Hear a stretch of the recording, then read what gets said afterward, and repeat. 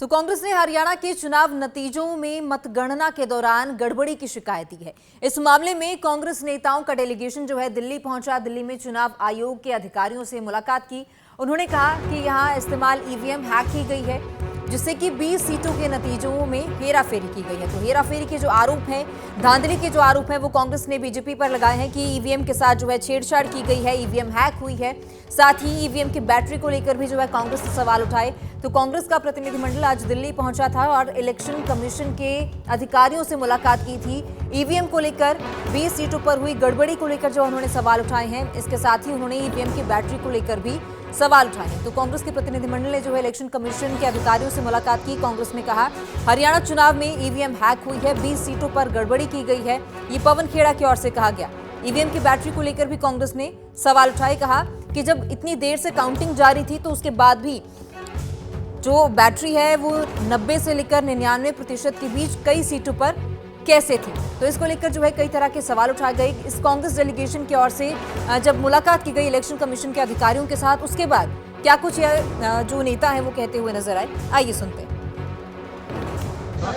Election commission को हमने अवगत कराया।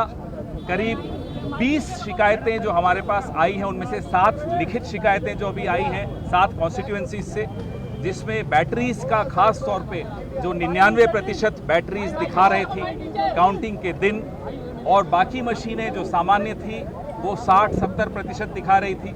उससे हमने चुनाव आयोग को अवगत कराया और चुनाव आयोग ने हमें ये आश्वासन दिया है, क्योंकि माकन जी ने और सिंघवी साहब ने एक मांग रखी कि वो तमाम मशीनें जिनके बारे में आज जिक्र किया है, शिकायत की है, उन मशीनों को सील कर दिया जाए, सिक्योर कर दिया जाए जब तक इसकी जांच पूरी नहीं हो जाती।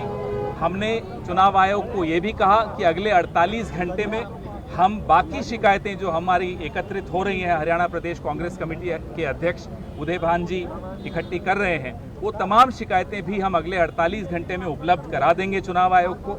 और उसके बाद वो सारी मशीनें सिक्योर कर दी जानी चाहिए ताकि उससे कोई छेड़ाछाड़ी न हो सके जब तक जांच पूरी नहीं हो जाती। चुनाव आयोग ने हमें आश्वासन दिया है कि वो इस पूरे मामले को देखेंगे और उसका जवाब हमें लिखित में हर बिंदु का, हर कॉन्स्टिट्यूएंसी का अपने रिटर्निंग ऑफिसर से सलाह करके हमें वो जवाब देंगे। सारा इलेक्शन कमीशन के सामने सारे हमने मुद्दे रखे हैं कि किस तरह से ईवीएम हैक की गई है। मुख्यमंत्री ने खुद ने कहा कि सारी व्यवस्थाएं हर तरह से हर किस्म की हो चुकी हैं और हम सरकार बनाएंगे। तो ये पूरा एक संदेह का सारे प्रदेश में एक बहुत बड़ा एक संदेह हो रहा है। और जिस तरह से 99% बैटरी हो नहीं सकती जो उसमें हुई है, वो एक बहुत बड़ा संदेह का कारण बना हुआ है कि ये ईवीएम इसमें हैक हुई है। जो 99%, 95%, 90 से जो अबव है, उनमें सबसे ज़्यादा उनमें ही बीजेपी का सहारा हुआ है।